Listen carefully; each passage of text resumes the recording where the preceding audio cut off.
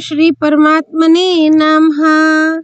Narayanam Namaskaritte Naram Chaiv Narottamam Devim Saraswatim Vyasam Tato Jayamudriyet.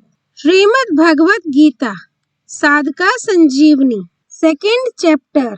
Contents of the Gita summarized. Verses 31 to 38. Propriety of fighting a righteous war for a ksatriya, member of the warrior class. Arjuna was grieved by foreseeing the death of his kinsmen and preceptors. Moreover, he was afraid that sin would accrue to him by killing them, and that sin would lead him to the hell.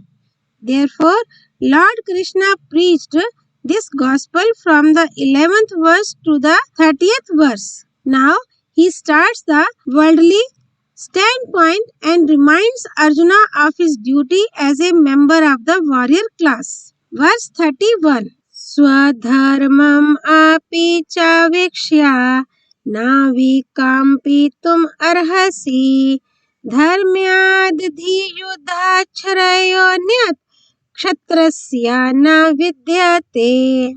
Looking at your own duty as well, you should not waver, for there is nothing more welcome to a man of the warrior class than a righteous war.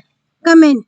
The man himself, soul, is a fragment of God, but by identifying himself with the body, he accepts himself a Brahmana of the priest class or a Kshatriya of the warrior class, etc.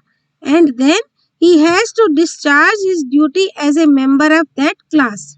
Similarly, one who accepts himself as a teacher or a father has to discharge the duty of a teacher or a father.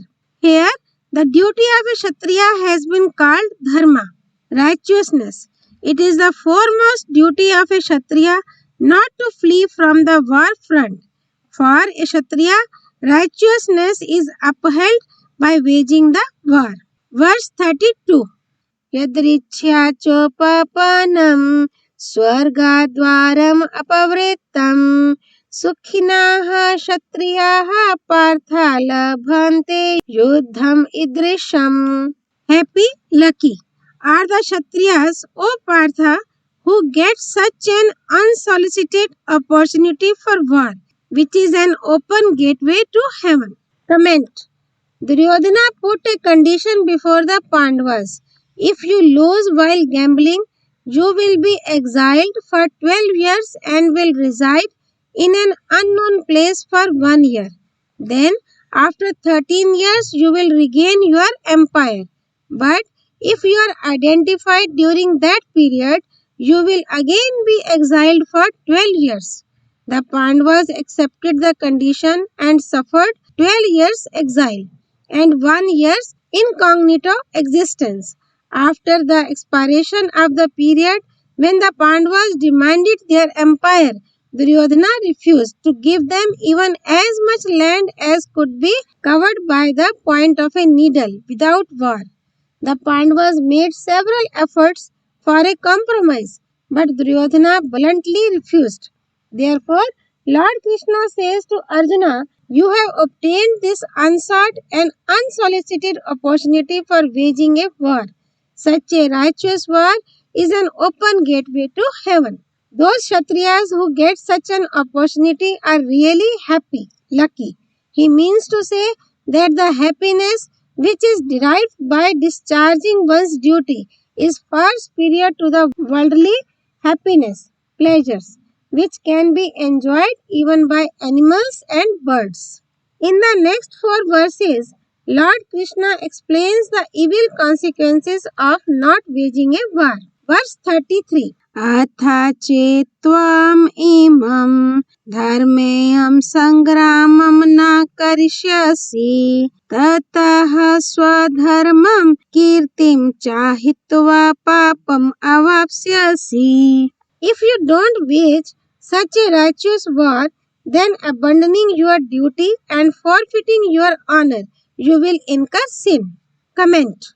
Even if you don't want to discharge your duty by waging the war, bound by your own action born of your nature, you will have to perform it against your will. If you don't wage the war, you will neglect your duty and you will not only lose your reputation but incur sin also. Moreover, by abandoning your duty, you will have to accept the duty of others and so you will incur sin, and by abandoning the war, you will be regarded as an unmanly warrior and thus you will lose your honor and reputation. Verse 34. Akirtim chapi bhutani kathayisyanti te aveyam sambhavitasya cha kirtir maranad atirichyate. All creatures will ever recount your undying infamy, and infamy is surely worse than death for a man enjoying popular esteem. Comment. In the world, if any man who is regarded superior to others and enjoys popular esteem loses his honor and fame, his infamy is more painful to him than even death, because in natural death he does not lose his name and fame, while he loses his name and fame by recoiling from his duty. In case of natural death, no crime or sin is committed, but shirking duty is a sin. Shirking duty brings much discredit. Verse 35. Vyadranad uparatam mansyante tvam maharatha yesham cha tvam bahumato bhutva yasyasi laghvam. The great chariot warriors who held you in high esteem will hold you lightly, thinking that you have desisted from the war out of fear. Comment. Verse 36. Avachya vadanscha bahun vadishyanti tvahitaha nindantastva samarthyam tato dukhataram no kim. Your enemies, disparaging your strength, will speak many unbecoming words. What can be more distressing than this? Comment. It is generally seen that a person of respectable and high standing cannot tolerate the insult done by the persons of low standing, and he performs deeds of mighty valor beyond expectation. Similarly, you will not be able to tolerate the ignominy and slander, and so there will be no alternative for you but to wage the war that has been declared. So how will you bear that ignominy? After explaining the adverse consequences of not waging the war in the preceding 4 verses, now in the next 2 verses, Lord Krishna explains the favorable consequences of the war. Verse 37. Hato va prapsyasi swargam jitva va bhokshyase mahim tasmad utishta kantya yuddhaya kreta nishchaha. Slain in battle, you will gain heaven. Gaining victory, you will enjoy sovereignty of the earth. Therefore arise, O son of Kunti, determined to fight. Comment. Here it seems that Lord Krishna wants to say that everyone should discharge his duty very sincerely and enthusiastically to the best of his power and ability in whatever circumstances he is placed. Humanity demands it. Verse 38. Sukha dukhe same kritva labha labhau jaya jayau tato yuddhaya yujyasva naivam papam avapsyasi. Treating alike pleasure and pain, gain and loss, victory and defeat, engage yourself in the battle. Thus fighting, you will incur no sin. Comment. Everyone should discharge his duty earnestly and efficiently, whether he has a desire or not for its fruit. By refusing to be affected by favorable and unfavorable circumstances, the mind becomes steady. So, treating the two alike, one should discharge one's duty. Moreover, one should not perform an action for pleasure and refrain from another for fear of its pain. The scriptures should be the authority in deciding what ought to be done and what ought not to be done.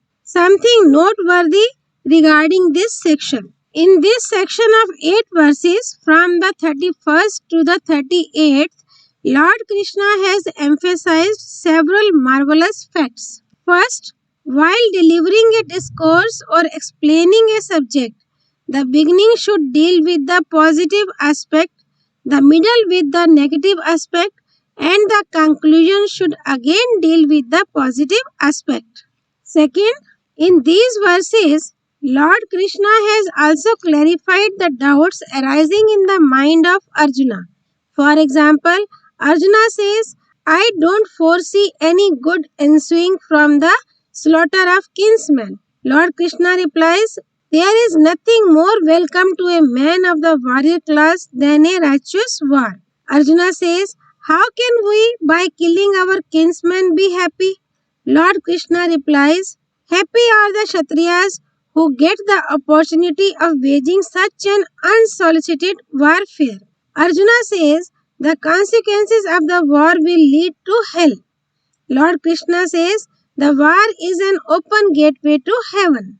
Arjuna says, sin alone will accrue to us by waging the war and by slaying them. Lord Krishna replies, if you don't wage such a righteous war and abandon your duty, you will incur sin. Arjuna says, the result of the war will be that impiety will take hold of the entire family. Lord Krishna says, if you don't wage such a righteous war, you will abandon your duty, namely righteousness. Third, Arjuna insists and says, it is better to live on alms than to wage the war.